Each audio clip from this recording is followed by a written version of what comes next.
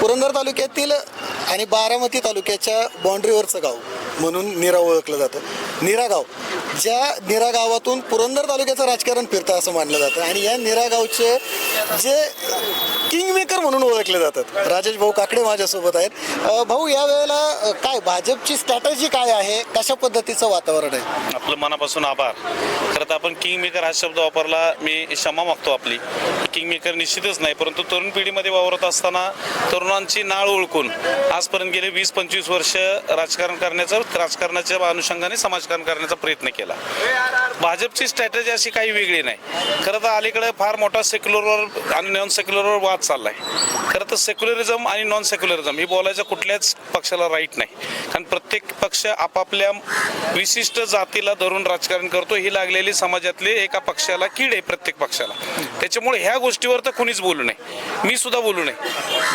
परंतु भाजपने एक तळागाळातले सामान्य उमेदवार ते सीमाताई संदीप धायगुडे आणि वंदनाताई बाळासाहेब भोसले ही समाजामध्ये तळागाळामध्ये काम करणारे, समाजामध्ये तळागाळामध्ये व्यवसाय करणारे, स्वतःचा प्रपंच स्वतः करणारे, कुठलेही पॉलिटिकल बॅकग्राऊंड नसलेले आणि सामान्य कुटुंबातले उमेदवार या ठिकाणी दिलेले आहेत. आणि निश्चितपणे नीरेतून प्रचंड मोठ्या उत्साहात त्यांना प्रतिसाद तर मिळतोयच, परंतु निरागण असेल आणि कोळीवेरेगण असेल याच्यातून सुद्धा उत्कृष्ट पद्धतीने लोकांचा सहभाग, लोकांचा प्रतिसाद या दोन्ही उमेदवारांना आहे, तिन्ही उमेदवारांना आहे आणि निश्चितपणे भरघोस मतांनी निवडून येतील. सध्या जर बघितलं तर नुकतंच महानगरपालिका, नगर परिषदांच्या निवडणुका पार पडल्या. भाजपने चांगल्या पद्धतीने यश संपादन केलंय. आता ज्या जिल्हा परिषद पंचायत समितीच्या निवडणुका आहे यामध्ये देखील भाजप यश संपादन केलेला असा आत्मविश्वास व्यक्त केला जातोय. एकंदरीत पुरंदर तालुक्यामध्ये काय परिस्थिती? 100% पुरंदर तालुक्यामध्ये निश्चितच मी तेवढा मोठा नेता नाही की अगदी पुरंदर तालुक्याचं आकलन करून तुम्हाला प्रेडिक्शन देणे सर.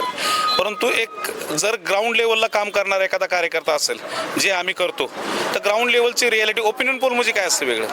तुम्ही लोक काय करता, एक सॅम्पल्स घेता, परंतु तुम्ही तरी सॅम्पल्स घेता. आम्ही तर पूर्ण अगदी मतदारच रोजच्या रोज आम्ही त्यांच्याबरोबर इंटरॅक्शन करत असतो. त्याच्यातून निश्चितपणे पूर्वी कसं व्हायचं की भाजप हा फक्त मेट्रोमध्येच असायचा, मेट्रोपॉलिटन सिटीमध्ये असायचा, परंतु अलीकडच्या काळामध्ये नगरपंचायत म्हणजे काय, नगरपंचायत ही कुठल्या तरी एखाद्या खेडेगावातलंच लोकसंख्या वाढल्यानंतर ते रूपांतर नगरपंचायतमध्ये झालेलं असतं. आणि नगरपंचायतचे जे निकाल लागले ते अगदी 80-90% निकाल बघितले तर भाजपच्या आणि भाजप महायुतीच्या बाजूने लागले. निश्चितपणे ग्रामीण भागामध्ये अलीकडच्या काळामध्ये पुरंदर तालुक्यात म्हणताल तर बहुतांश जागी खूप मोठ्या प्रमाणात लोकांचा प्रतिसाद जाणवतो आणि त्याच्यामुळं सगळे सीट भाजपची यायला अडचण नाही असं माझ्यासारख्या एक तळागाळातल्या कार्यकर्त्याला वाटतं.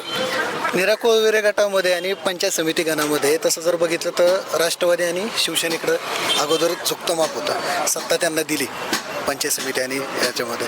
आता बदल व्हावा अशी एक लाट आहे, या बाबतीत काय म्हणा? 100% बदल व्हावा. खरं तर संजय जगतापांच्या बरोबर मी गेले 20-25 वर्ष वावरतोय. अनेकांचे अनेक मत असू शकतात, त्यांच्याबद्दल असू शकतात, परंतु मी एक सामान्य कार्यकर्ता म्हणून त्यांच्यावर जे निष्ठेने 20-25 वर्ष काम करतोय, मला एक 100% त्यांच्यातून एक जाणवलं की ही इलेक्शन ही कार्यकर्त्यांची इलेक्शन आहे आणि प्रचंड मोठ्या ताकदीने त्या व्यक्तीने सगळ्या कार्यकर्त्यांच्या पाठीमागं ताकद लावली.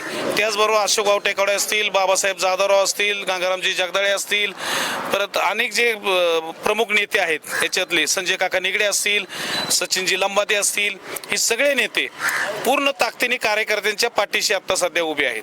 अनेकी गटातले नेते आहेत भाजपचे, परंतु मी जेवढे मला आठवले तेवढे सांगितले की हे सगळे ताकदीने कार्यकर्त्यांच्या इलेक्शनच्या पाठीमागे, कार्यकर्त्यांच्या निवडणुकीच्या बरोबर आहात.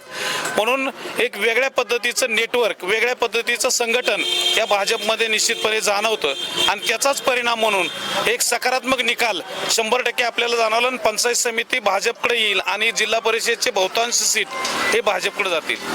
कोळवेरे जो हा गट आहे आणि पंचायत समिती गण आहे, गावची जडणघडण आणि प्रत्येक व्यक्तीशी तुमचा वैयक्तिक संपर्क आहे, त्यामुळं काय नाही एकंदरीत जो कल आहे, तर जर तुम्ही म्हणता की भाजप यश संपादन करेल तर कशी राहील आकडेवारी, एक साधारण अंदाज काय वाटतोय, टक्केवारी कशी राहील? नाही, निश्चितपणे काय होतं की एखाद्या गोष्टींनी केल्यानंतर एखाद्याचा फाजीला आत्मविश्वास सुद्धा जाणवू शकतो आणि एखाद्याचा आडाणीपणा सुद्धा जाणवू शकतो. 100% मी सांगतो.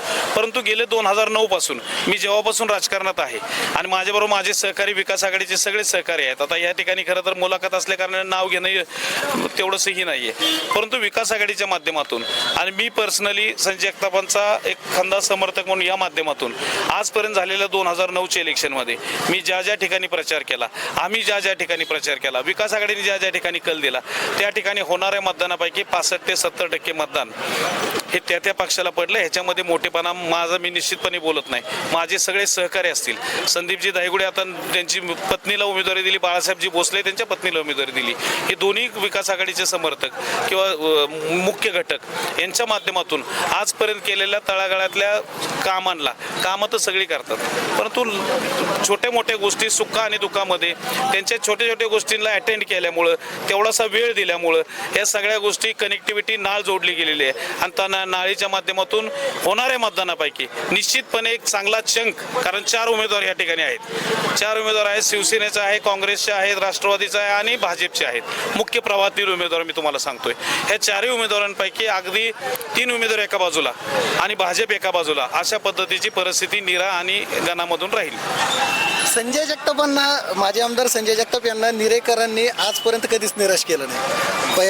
कायम विधानसभा असेल, झेडपी पंचायत समिती असेल, इव्हन लोकसभा देखील असेल, ज्यावेळी त्यांनी सुप्रिया सुळे यांचा प्रचार केला होता त्यावेळी देखील म्हणजे निरेकर कायम माजी आमदार संजय जगताप यांच्या सोबत आहेत.